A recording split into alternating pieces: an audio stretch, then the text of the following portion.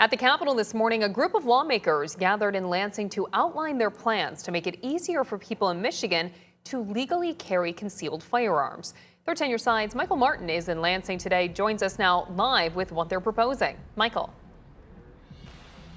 So this package of bills that these Republican lawmakers are proposing would effectively make Michigan a so-called constitutional carry state. If these bills made it to the finish line and were eventually signed into law, they would eliminate the requirement for people to obtain a CPL, a concealed pistol license, to carry a firearm concealed on their body. You can already legally carry a firearm on you in Michigan as long as it's visible. If you want to conceal it, though, the current law requires you to obtain a CPL.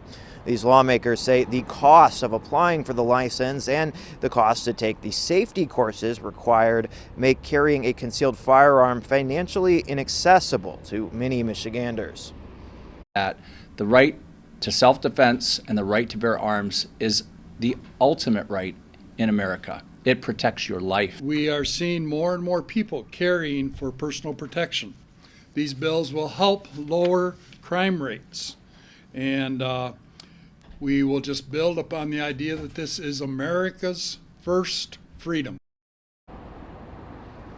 So in terms of what's next in all of this, these bills would have to make it out of committee first and then the House and Senate. When these lawmakers were asked this morning about how they feel in terms of will these bills get traction on the other side of the aisle, they said they don't feel particularly good about it. So we will see, of course, what happens with everything. For now, though, live in Lansing, Michael Martin, 13 on your side.